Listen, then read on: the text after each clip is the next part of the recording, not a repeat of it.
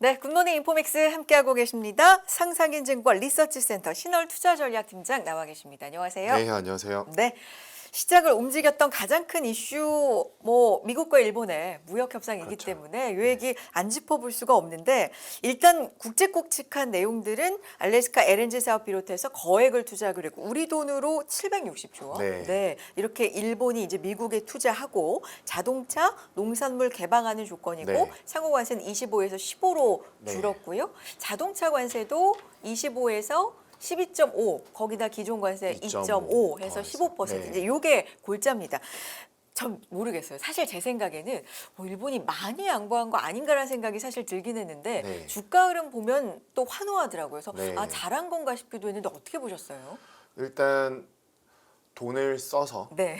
그들이 막아야 될 것들을 막았다라고 보시는 게 좀 맞을 것 같고요. 거액을 주고 네. 양보할 거 많이 양보하고 네. 얻을 건 또 얻었다. 그렇죠. 결국에는 이 미국의 이 헤게모니에 대한 부분들을 건드리지 않으면서 돈으로 해결할 수 있는 부분들을 돈으로 했기 때문에 일정 부분은 성공한 것이 아닌가라고 그래요. 보여지고 네. 특히나 그 증시에 직접적인 영향을 미치는 것들은 아무래도 자동차 산업이겠죠. 일본이 가장 중요하게 생각한 맞습니다. 부분이잖아요. 네. 네, 지금 일본의 자동차 산업의 그 산업을 주도하는 힘은 다소 약해졌지만 역시나 그래도 일본의 자동차 산업은 국내에서 가장 중요하고요. 일본 수출 그 대미 자동차 수출이 30%죠. 네, 굉장히 비중이 커요. 맞습니다. 네. 그러다 보니까 일단은 어느 정도 관세율을 기존의 2.5에다가 12.5만 더하는 수준으로 막아냈다라는 것을 그들은 가장 좀 위안으로 잘했다. 삼는 부분이 아닌가. 네. 라고 보여지고 농산물에 관련된 부분들은 뭐 이번에 선거에 있어서도 쌀 가격 때문에 상당히 애로사항이 있었는데 일단 트럼프 대통령은 자신의 소셜 미디어를 통해서 처음으로 개방을 했다라고 얘기를 하고 있습니다만은 금융시장에 있어서 농산물에 대한 부분들은 좀 제한적인 영향력에 그칠 수밖에 없는 상황에 있고 일본의 입장에 있어서도 어느 정도는 대다수 국가들도 지금 농산물을 다 걸고 넘어지는데 그들만이 예외가 될 수는 없지만 어느 정도 양보할 건 양보하되 막아낼 수 있는 부분들을 확인을 했기 때문에 좀 비교적 성공한 것으로 좀 볼 수가 있다라고 볼 수가 있는데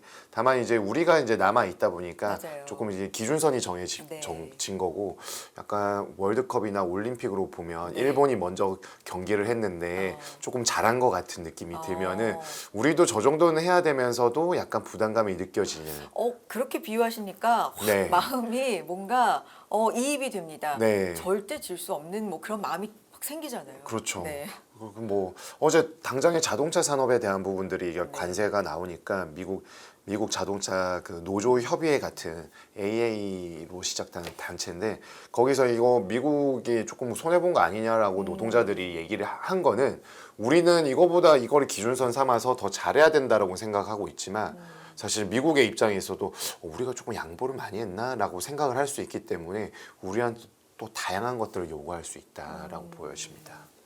말씀하신 것처럼 일본은 이렇게 협상을 했고 증시를 보면 이게 잘한 협상인지 이런 심리를 좀 알 수 있는 네. 가장 적나라한 네. 심리 지표라고도 어떻게 보면 볼 수 있는데 어제 이렇게 3%대 네. 상승했고 1년 만에 또 최고치였기 때문에 일본 쪽에서도 불확실성 해소 특히 자동차나 이런 중요한 부분에선 잘했다 이런 네. 평가가 좀 있는 것 같고요. 중요한 건 이제 우리니까요. 네. 말씀하신 것처럼 비슷한 수준 혹은 좀 더 잘해야 된다라는 뭐랄까요? 사명감 플러스 부담감, 기대감 이런 것들이 좀 이제 섞여 있는 듯한 네. 지금 분위기인데 지금까지 협상한 국가들 보면 영국, 베트남, 인도네시아, 필리핀, 일본이니까요. 이렇게 쭉 면면을 보면 사실 영국은 미국이 적자를 보는 국가가 아니었고, 네.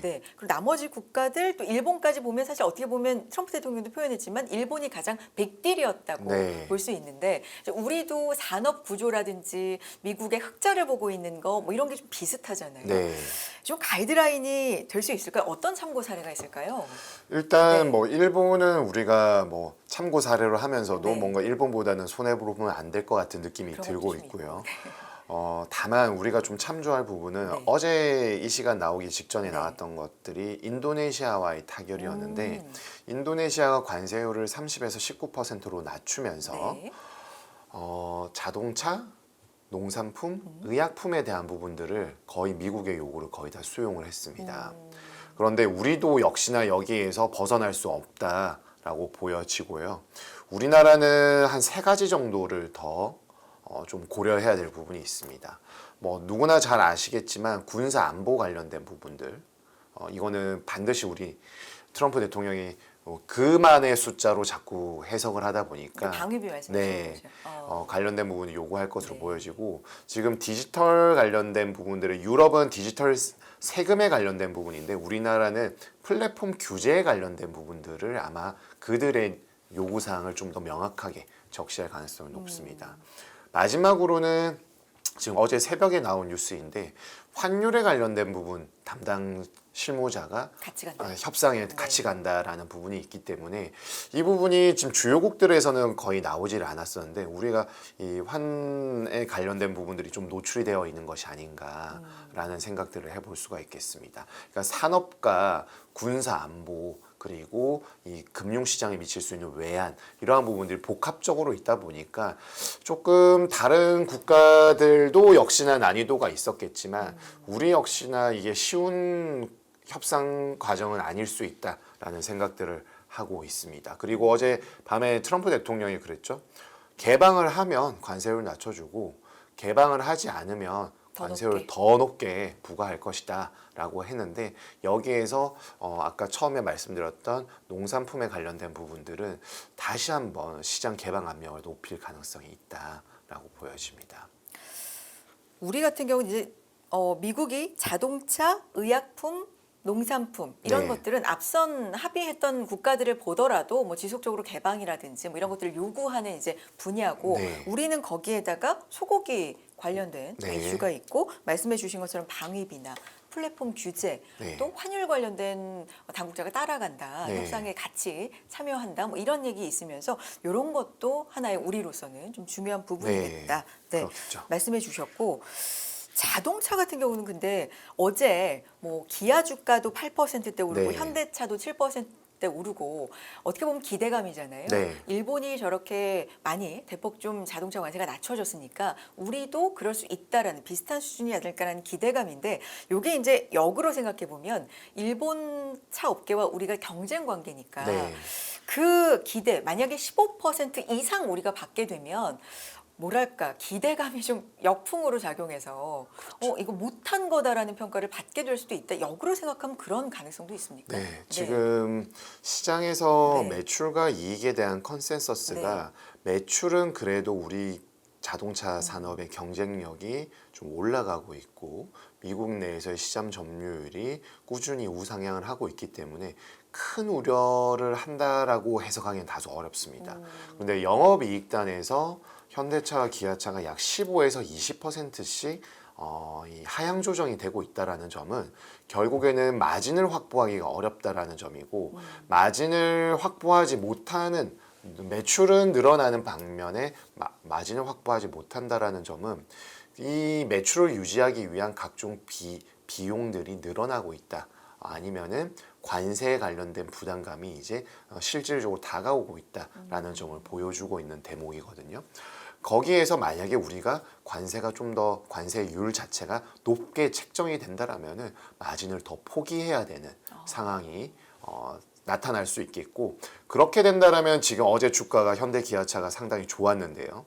일본의 사례 때문에 이제 그렇게 된 것으로 보여집니다만은 이 사례가 갑자기 반대 역작용이 나타난다. 일본보다 높게 된다거나. 네, 그러면은 어제 주가가 오른 것들을 토해내거나 다시 한번 이제 그 정확한 관세율이 나오게 되면은 이제 자동차 업종 애널리스트들의 시장 컨센이 다시 한번 형성이 되는 계기가 될 것인데 지금 뭐 근본적으로는 그래도 근본적인 관세보다는 유연한 관세를 추구하는 것들이 확인이 되고 있기 때문에 아예 나빠지진 않겠습니다만은 조금 불안한 측면들은 있습니다. 지금 우리나라 주요 26개 업종 중에서 YTD 그러니까 전년말 대비 영업이익 컨센서스가 가장 많이 떨어진 업종이 자동차입니다. 자동차. 네. 마이너스 약 13% 정도가 떨어져 하향 조정이 되어 네. 있습니다. 그러니까 눈높이가 낮아져 있기 때문에 어제 많이 오른 것도 있는데 여기에서 유지가 된다라면은 조금 동력을 찾아갈 수 있고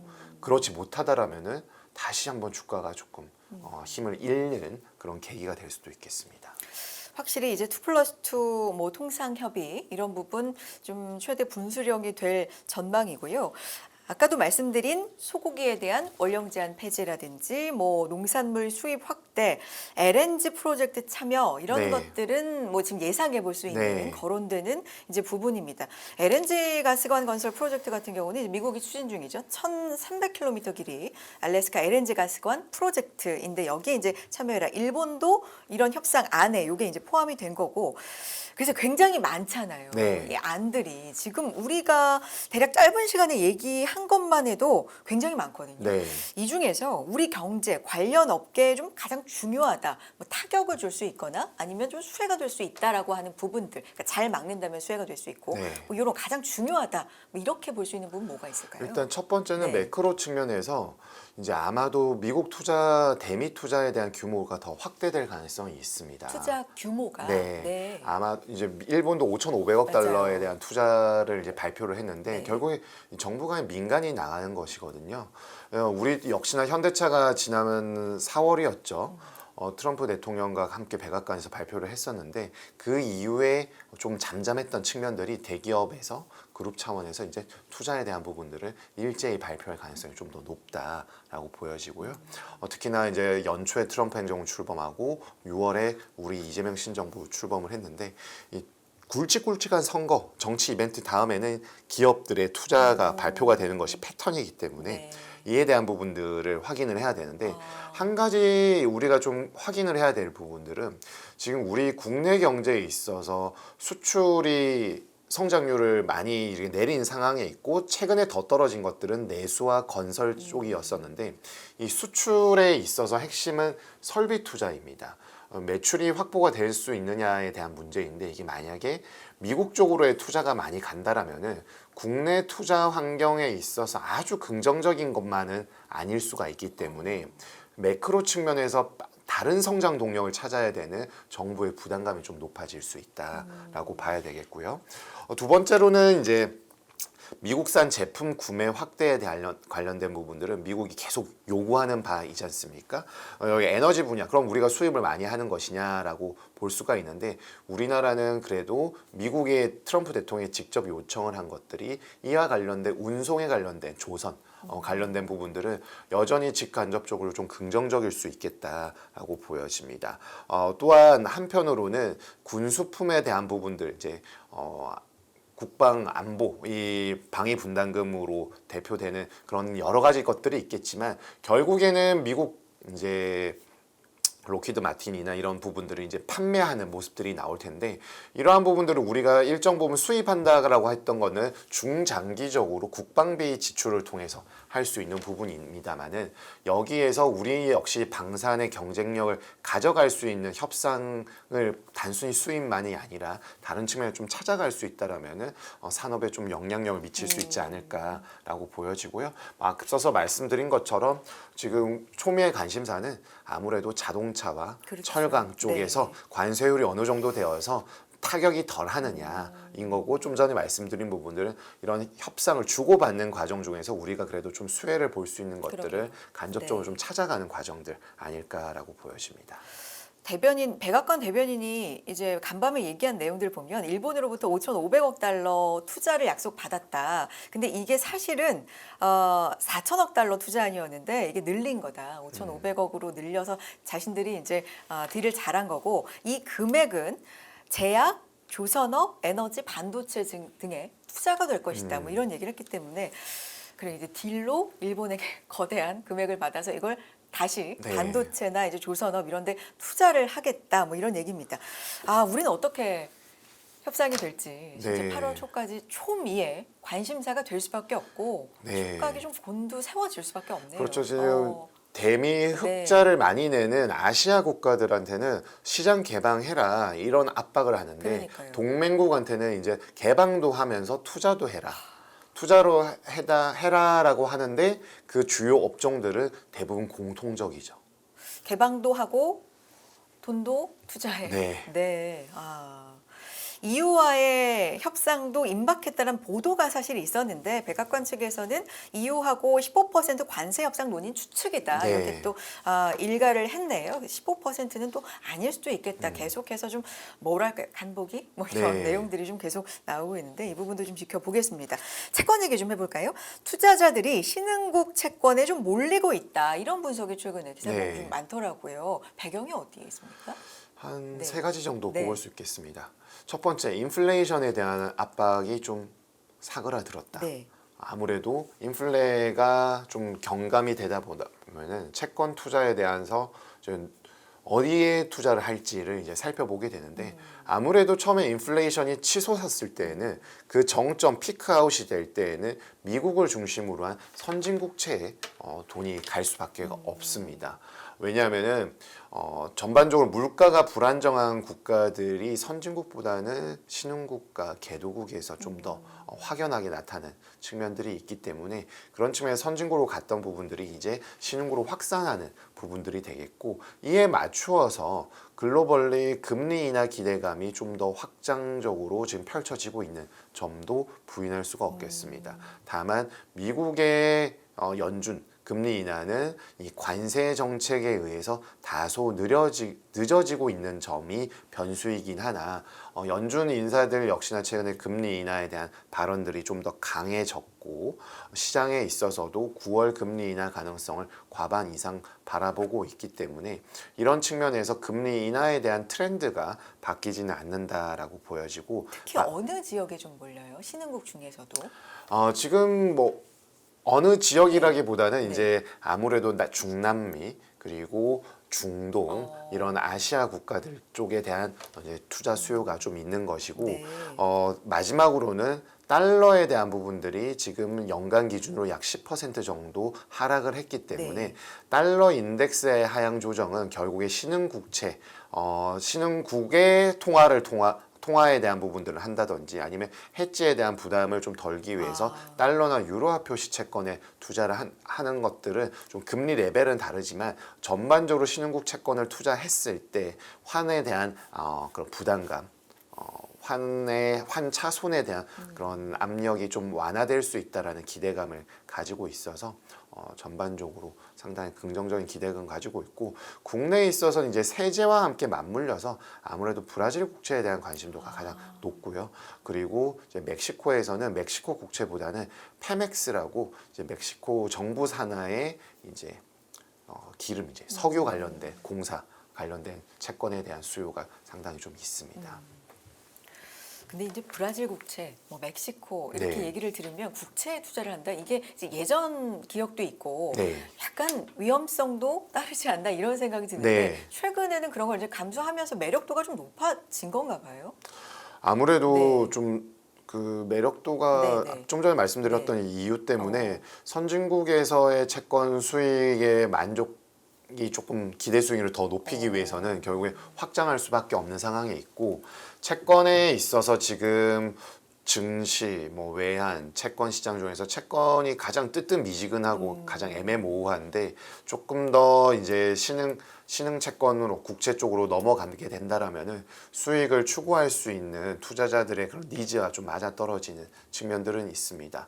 거기에다가 이제 재정적인 측면에 있어서 워낙에 선진국들이 지금 어제도 말씀드렸지만 미국, 일본, 독일, 영국 모두 초장기채에 관련된 불안감이 좀 있는데 신흥국이 없다는 것이 아니라 신흥국은 이미 그러한 요인들은 가격에 선반영이 되어 있다. 그럼 더 악화될 것이냐 이 문제인데 그럴 가능성보다는 그래도 뭐 최소한 유지 또는 개선될 가능성을 좀 더 보고 있는 것이죠. 알겠습니다. 국내 소비 심리 얘기 좀 해볼까요?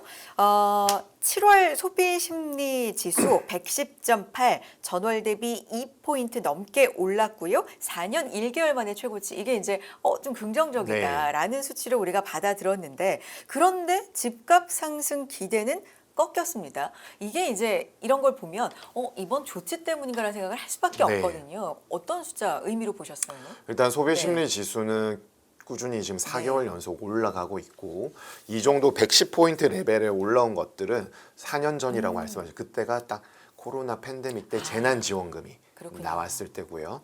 2017에서 18년도 당시에 반도체 중심으로 수출이 상당히 좋았습니다. 그러면서 코스피 레벨이 2000 후반대 800대에 갈 수 있었던 첫 고지를 돌파했었던 때이고 그 이전이 2011년도에 이제 글로벌 금융위기 지나서 경기를 진바닥을 좀 탈출하는 국면들을 꼽을 수가 있는데 이번 국면에 있어서는 아무래도 그런 매크로적인 요인들도 분명히 내재되어 있겠습니다만은 경기는 지금 상당히 안 좋잖아요. 맞아요. 그렇지만 이 소비 쿠폰들이 이제 풀리고. 지급이 되고 네. 있고 무엇보다도 작년 연말부터 올 봄까지 네. 정치적 불안정성에 대한 부분들과 트럼프의 관세 정책 대내외적으로 상당히 불안감이 맞아요. 팽배해 있었는데 네. 그러한 부분들이 이제 좀 안정화되는? 사그라들다 보니까 이런 측면들이 좀 올라온 것으로 보여집니다. 그래서 오늘 좀 전에 새벽 6시에 나온 경제심리지수 순환 변동치가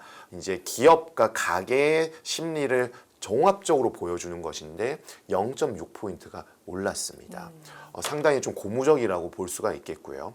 특히나 실질 기준금리가 여전히 플러스 국면에 유지되고 있는데 이 플러스가 되어 있을 때는 우리 체력보다는 약간 긴축의 강도가 좀 있다라는 걸 보여주고 있습니다. 상당히 지금 많이 내려왔지만 여전히 플러스인데 플러스임에도 이렇게 턴어라운드 했다라는 거는 긴축의 강도도 옅어지고 있고 정부와 대내외 환경에 있어서 경제 주체들의 심리가 좀 안정이 되고 있다라는 걸 잘 보여주고 있습니다. 그렇기 때문에 성장률의 추가 하향보다는 이제 상향에 대한 부분들로 기결이 될 것인데 이제 핵심은 이제 주택 시장이죠. 네. 지금 통화 정책을 더 아마 이번 8월에도 금리를 동결할 가능성이 높다라고 저는 보고 있는데 결국에는 집값과 가계 부채에 대한 부분들을 확인을 해야 되고 여기에서 6.27 정부의 금융 규제 책이 나와서 상당히 지금 집값에 대한 부분들 상승률이 떨어진 것은 아니지만 오름폭이 좀 축소되고 있는 상황들은 방향은 약간 꺾였다. 네, 확인이 되고 있습니다. 네. 다만 가계 부채에 네. 대한 문제는 여전히 6.27 이전의 계약건에 대해서는 대출이 집행이 되고 있기 때문에 7월 달 지표를 확인하는 8월까지도 가계 대출이 꺾였다라는 점을 확인하기는 쉽지 않을 것으로 보여집니다. 그래서 동결로 예상을 네. 하고 계신데요. 그러면은 거의 미국의 금리 인하 지금의 예상으로 본다면 같이 좀 가지 않을까 네. 싶기도 한데요, 방향이. 시점이 네. 좀 시점이? 비슷할 것 같습니다. 네. 미국이 9월에 하면은 네. 우리가 10월이나 11월 정도 하고 또 미국이 12월 정도에 한 번 더 하느냐 마느냐 또 가봐야 되겠지만 한 번 재개한다라면은 한 번 포인트만 되는 것이 아니라 그래도 점이 이어지지 않을까라고 생각을 해서 이 금리 인하 이외에 대한 기대감은 여전히 살아있다라고 판단하고 있습니다. 알겠습니다. 오늘 말씀 감사드리고요. 여기까지 듣겠습니다. 상상인증권 리서치센터 신월 투자전략팀장 함께했습니다. 팀장님 고맙습니다. 네.